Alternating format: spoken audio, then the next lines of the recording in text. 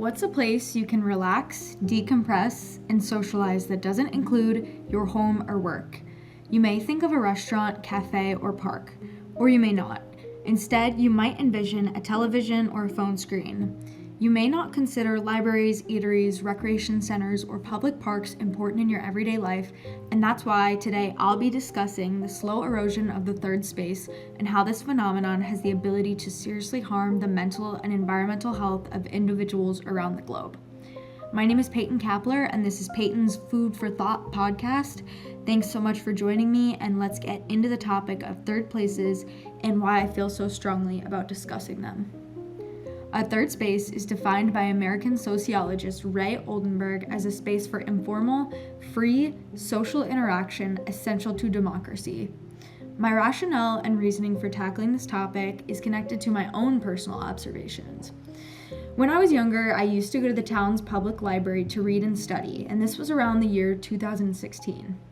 Since then, I've visited the library in more recent years, like 2023 or 2024, and I've noticed a drastic difference in the attendance and usage. In 2016, I didn't observe massive amounts of people, but I was thoroughly shocked to see how empty and vacant the library is in the modern day. This coupled with the fact that I've noticed cafes and parks seem to have significantly fewer people. Overall, I feel that within the last decade, especially within COVID-19, the usage of third spaces has been on a massive decline. This is important because it directly supports the idea that our society is getting less social as the years go on and the ease to socialize or meet new people is becoming even harder. I feel this is imperative to discuss because the US has been found to have one of the highest rates of mental health related illnesses.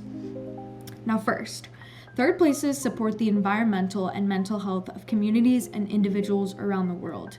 They're imperative to build informal, relaxed settings to unwind, socialize, and meet like-minded people. Not only can these areas spark healthy connection, but they can also inspire necessary discourse and uplift the emotional well-being of individuals by offering areas to express thoughts and beliefs while meeting like-minded people. According to Ray Oldenburg, life without community has produced for many a lifestyle consisting mainly of home to work and back again shuttle. Social well-being and psychological well-being depend upon community. Now, Leo Jeffries says, it provides the feeling of inclusiveness and belonging associated with participating in a group social activity without the rigidity of policy or exclusiveness of a club or organization membership. Third spaces give a more informal and relaxed vibe when it comes to socializing and being with other people. Not like you have to sign up or pay any money, they're very relaxed and nonchalant. Now, due to the rampant technological advancements, third places are becoming less desired and sought after since people receive a lot of their satisfaction through screens. This has been especially true in industries like malls and stores, because now with the onset of Amazon and other online shopping stores, people don't feel the need to go outside and actually shop at malls. Not only did digital technology devices create less of the need for physical social interaction, but they also impact a plethora of markets and industries. More specifically, malls and other apparel shops have been strongly disrupted by the onset of Amazon, which has been founded by Jeff Bezos on July 5th of 1994. Digital devices like the Macintosh, the iPod, and the iPod Touch transformed technological landscapes. But what truly set off the digital age was the first iPhone, which was released on June 27th of 2007. The release of the first generation Apple iPhone marked an important period in which users were able to access the internet and the entertainment from just a single device. According to Jill's study, 89% of Americans say that during their last social interaction, they took out a phone, and 82% said that it deteriorated the conversation they were in. iPhones and other devices can seriously tarnish our ability to socialize and have genuine interactions. Now, I would like to shout out the sponsor of this podcast, which is Balance UT, the University of Tampa's Yoga and Wellness Club. Join them for meditation at the Sykes Chapel every Monday at 8 p.m. Now, mental health illnesses have radically inclined since the onset of COVID-19 in 2019 and 2020. So third spaces are more critical than ever to support camaraderie and socialization through community.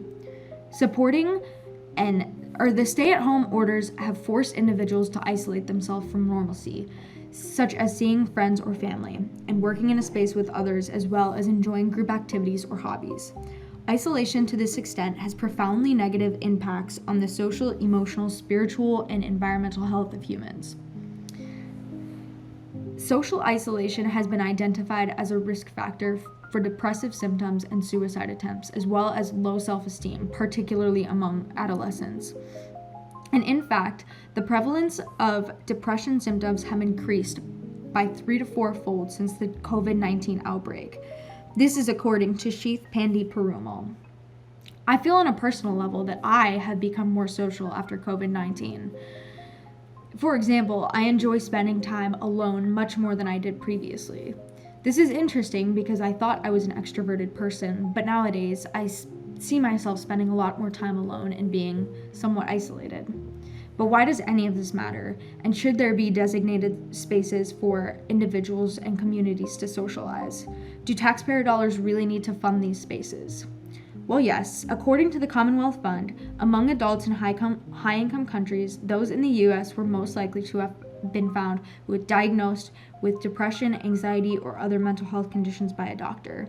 In 2016, nearly 1/4, or 23 adults, of U.S. adults reported a mental health diagnosis, compared to fewer than 10% of adults in France, the Netherlands, and Germany. It is imperative that urban planners and government officials keep in mind the necessity for urban spaces and contextualize the myriad of benefits that accompany these spaces. So in a fast-paced, hectic landscape that we live in today, it is critical to stay mindful of the mental, emotional, and environmental health of individuals and communities around the world. With rampant technological advancements, the COVID-19 pandemic, and the mental health crises that exist within 2025, third spaces are more important than ever. Collective communities would greatly benefit from the inexpensive, easily accessible, and reliable spaces to connect and interact with others. So whether it be a public library, a public park, these free, informal spaces offer a place to find community, socialize, and unwind from the daily stressors of life, which is critical to human health. So get out there, grab a friend or a family member, and go sit at your local library or public park. You don't know how light and happy this could make you feel. Thanks for joining me. That was Food for Thought with Peyton. I appreciate you listening.